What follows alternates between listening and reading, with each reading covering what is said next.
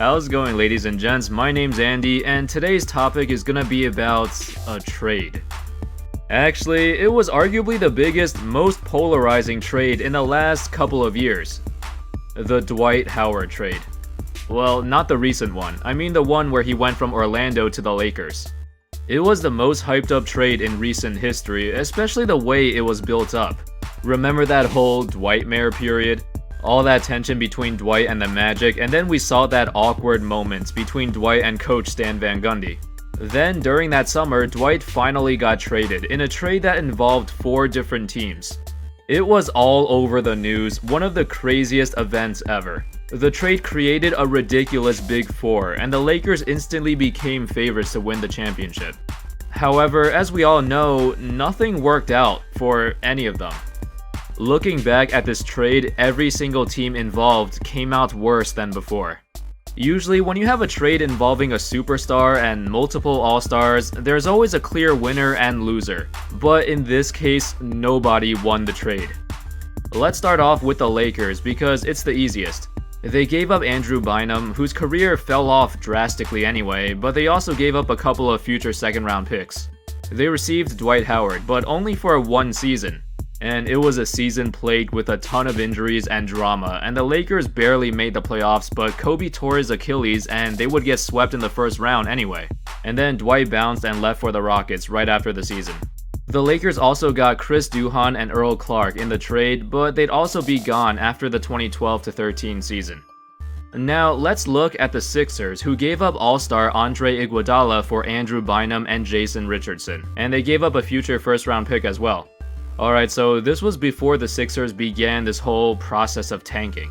They were actually hoping Bynum would be their new franchise player because he was 24 years old and just had an all-star season, averaging nearly 19 points and 12 rebounds per game. Unfortunately, Bynum would not even play a single game for the Sixers due to knee problems, and he ended up retiring 2 years later.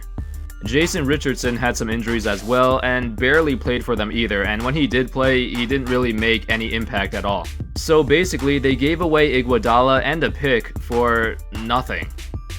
I guess, perhaps Bynum's injury was a blessing in disguise. Maybe the Sixers would have never started tanking if he was healthy and never be able to get Simmons or Embiid. So it might have worked out after all. Now let's take a look at the Denver Nuggets, who was the recipient of Andre Iguodala. The Nuggets sent Aaron Aflalo and Al Harrington to the Magic and got Iggy from the Sixers. This was actually a great trade because Aflalo and Harrington weren't leading the Nuggets anywhere, and Iggy was the perfect fit for the Nuggets' high-powered offense. In the 2012-13 season, he helped the team to a 57-25 record, their best record in nearly 40 years. But then, in the playoffs, they lost in the first round to the Golden State Warriors. Y'all probably remember this. This was Steph Curry's playoff debut where he just went crazy. And then after the Nuggets lost, Iguodala would leave over the summer and sign with the Warriors. So basically the Nuggets lost this trade too because they essentially lost Iguodala for nothing. Well, I guess not nothing. They did get 1 good season out of it, I guess, and they did a sign and trade with Golden State, so they ended up getting Randy Foye in return. But I mean, that's basically nothing. Yeah, no disrespect to Randy Foye, but you get what I mean. The season after that, the Nuggets missed the playoffs, and up until this video, they still have not returned to the playoffs since losing Iguodala. Granted, they did run into some other issues like a ton of injuries to Gallinari and Wilson Chandler, and then Ty Lawson had some problems off the court. But still, I guess the point is they still haven't made the playoffs since that 57-win season. And finally, the Orlando Magic. Initially, when the trade first happened, it looked like the Magic got robbed.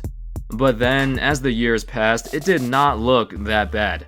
I mean, Nikola Vucevic averaged like 18 and 10 for a few seasons, and they were able to package Aaron Aflalo in a trade for Evan Fournier. They also packaged the draft rights to Dario Saric, which they also got in this trade, and they sent it back to Philly for Elfrid Payton. Vucevic, Fournier, and Payton have been good pieces for the Magic, and they've improved over the last few years, along with, obviously, Aaron Gordon. But the thing is, the team is still going nowhere. The main reason is because after the Dwight trade, the Magic made some terrible deals. This includes trading Victor Oladipo and the number 11 pick, which turned out to be Domantas Sabonis, to OKC for Serge Ibaka, and then they ended up with Terrence Ross. They gave away Tobias Harris as well for peanuts.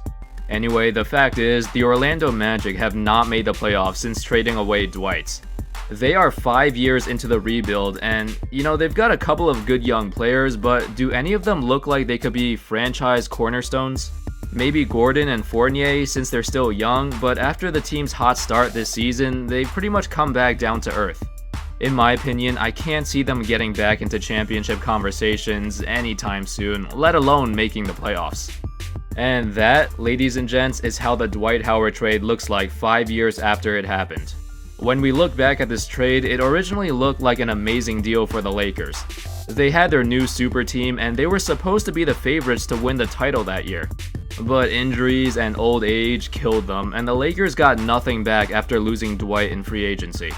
A similar thing happened with the Nuggets and Iguodala and the Sixers with Bynum. Those teams barely got anything of value after they left. And then, for a short period of time, it looked like the Magic came out as the winners of this trade, but with the position they're in right now, I don't think that's the case either. Their young prospects that they got from the trade are either developing really slowly or they've already peaked. So in hindsight, nobody actually benefited from this trade at all. All 4 teams involved either got a lot worse or they got marginally better for like 1 season, but then plummeted right after that. It's actually kind of amazing. I love when high-profile trades happen, but when they do, usually it's a one-sided trade and one team clearly comes out on top. However, this Dwight Howard trade was a huge exception, and honestly, it's really surprising. 5 years ago, I don't think anyone could have seen it turn out like this. But that's how it works sometimes. It's hard to evaluate how good any trade is right when it happens. So for anyone out there judging how good or how bad some recent trades are, don't forget your opinions on it will most likely change a couple of years down the road. And that's all, folks. Thank you everyone for watching. What do you guys think of the Dwight Howard trade right now? Did any team come out on top? Let me know in the comments, and I'll see you next time.